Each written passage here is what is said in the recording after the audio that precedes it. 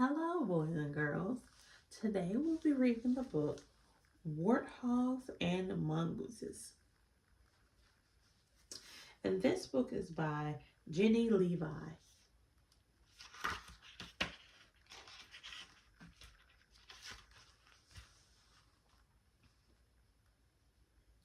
Warthogs and banded mongooses are both African mammals, but they are very different creatures. Warthogs are long, pig like mammals. They might look scary, but they are herbivores. What are herbivores? Or plant eaters. Banded mongooses are much smaller in comparison. They look somewhat like cats or weasels and are carnivores or meat eaters. So, what's the connection between these two animals? Surprisingly, they have a relationship that benefits them both. You'll discover more about these mammals and their relationship inside this book. Warthogs are banded mongooses.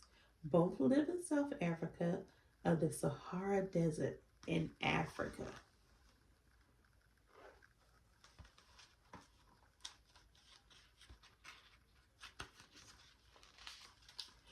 Wild warthogs. Warthogs belong to the same family as pigs, but a warthog would never be mistaken for a pig. Big, sharp tusks stick out of the warthog's mouth. Their huge head is covered with the warts that give them their name. Warthogs are mostly bald, but they have a mane running down the middle of their back. Warthogs usually search for food during the day. At night, they sleep in warm burrows. The burrows give them a place to raise their young and hide from predators. Fact finder: the warts on the warthog's face aren't true warts. They are actually thick pads of skin that protect warthogs when they fight. Alright, here is a warthog in the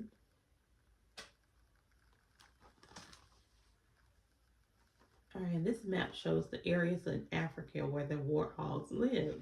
Male warthogs are large animals that can weigh up to 330 pounds. More about mongooses. There are over 30 species of mongooses. Banded mongooses are a species that gets its name from the dark bands running up and down across their backs. These bands set them apart from all other mongoose species. Banded mongoose are social animals and like to live in groups. Their groups can have 10, 20, or even more members. They hunt for food during the day. Bugs are their favorite food, but they also eat eggs, fruit, birds, snakes, and even rats. Yuck! Fact finders. Termites in Africa build huge mounds above their homes. Banded mongoose often like to make their dens in old termite mounds.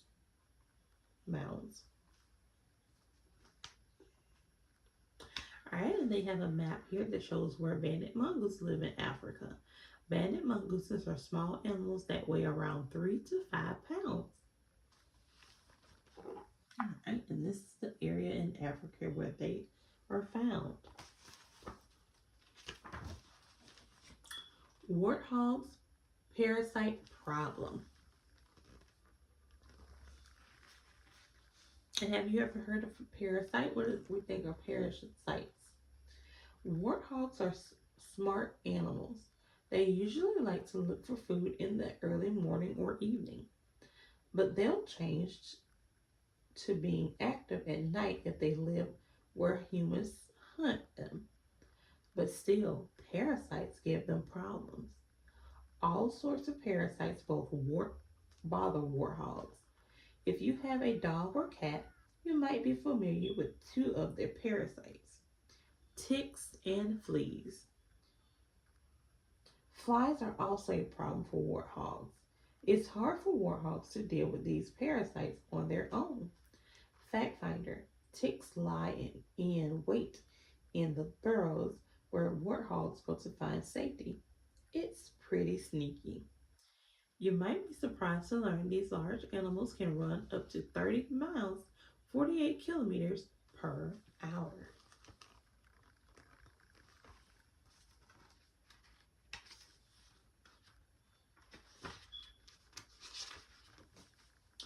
Warthog wallow. If you had ticks or fleas, you'd want to get rid of them, right? Warthogs do too. They have a trick for removing parasites. Warthogs like to wallow or roll around in mud. The mud dries, trapping the parasites. Warthogs can then rub the mud and parasites off their bodies. But warthogs live in areas with a dry season. During these times, water is hard to find. Without water, there is no mud. Warthogs must have another way to get rid of the parasites. Fact finder: you need to drink water every day to stay healthy, but during the dry season, warthogs can go months without water. Warthogs also wallow in mud to cool off on hot days. Unlike people, they aren't able to sweat to cool off. And there we have a warthog in the mud. Warthogs and mongooses. In the African country of Uganda, warthogs have found a creature to help them with their parasite problem. When a warthog sees a group of banded mongooses, it approaches them and lies down.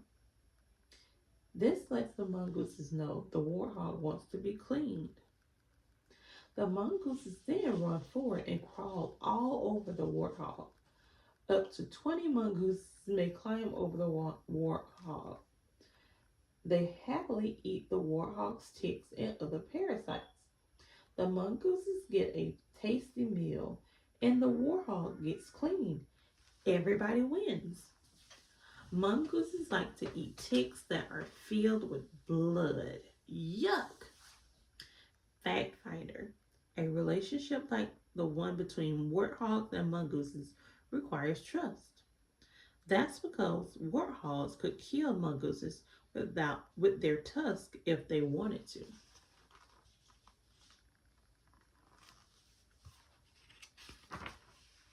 Why warthogs and mongooses are special. Nature is full of mutual relationships. For example, bees get a meal of nectar from flowers. In return, bees carry pollen to other flowers. But the relationship between warthogs and banded mongooses is unusual.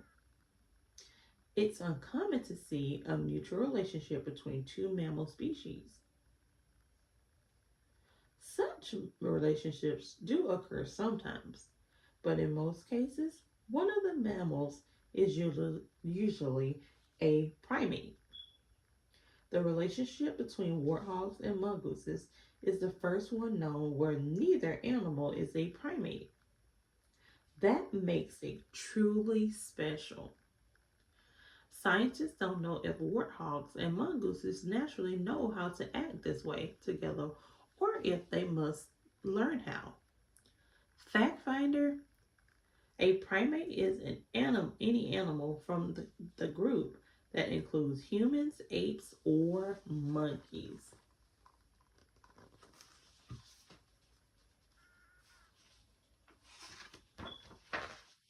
Warthogs and birds.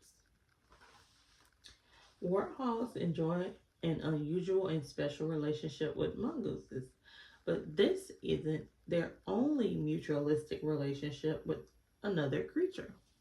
They have another partner up with some birds. They have also partnered up with some birds. Small birds ride along the warthog's back, and eat parasites off them. This relationship isn't surprising.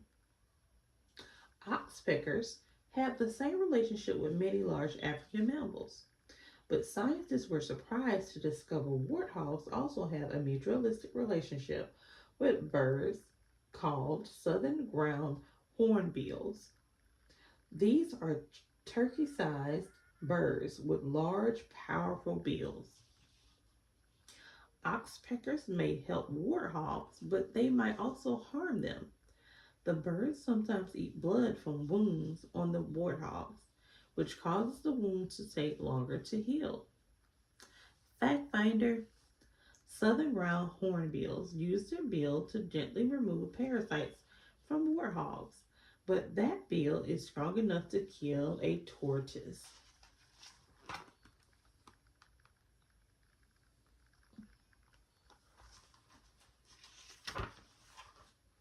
Warthogs and turtles.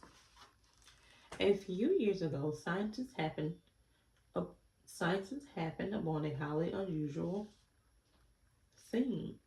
A warthog went into a waterhole, and then two turtles swam up over and started eating parasites off it. This kind of event had never been photographed before. The warthog stayed still even while the turtle picked ticks off its face. The large mammal then dropped lower into the water so one turtle could grab a big fly off its back. It seems the warthog and turtles are all benefited from their waterhole meetings. From turtles to mongooses, warthogs have partnered up with many different animals to solve their parasite problems.